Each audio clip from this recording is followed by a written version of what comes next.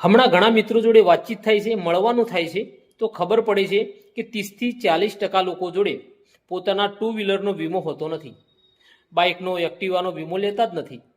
અને પૂછવામાં આવે છે કે વીમો કેમ નથી લેતા, તો જવાબ એવો આવે છે કે અમે ભાગ્યે જ સિટીમાં આવવાનું થાય છે, અમે તો ગામડામાં રહીએ છીએ, તો વીમાની શું જરૂર છે.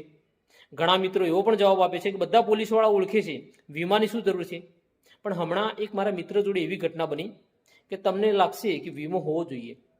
એ મિત્ર ગામડામાં જ રહે છે અને બાઇક લઈને જતા હતા અને એક નાનું બાળક વચ્ચે આવી ગયું અને અકસ્માત થઈ ગયો અને બાળકને ગંભીર ઈજા થઈ અને એની સારવારનો ખર્ચો 2 લાખ રૂપિયા આવ્યો. હવે ભાઈ જોડે વીમો તો હતો નહીં, તો એમને એ 2 લાખ રૂપિયા પોતાના ખિસ્સામાંથી આપવા પડ્યા. પણ આ સમયે જો એમના જોડે વીમો હોત તો એ બધો ખર્ચો વીમા કંપની આપવાની હતી.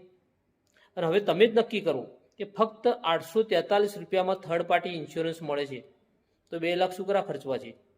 તો ઉપર નંબર આપ્યો છે, એ નંબર ઉપર કોલ કરીને આજે જ તમારા વાહનનો વીમો લઈ લેવા માટે વિનંતી. Thank you very much.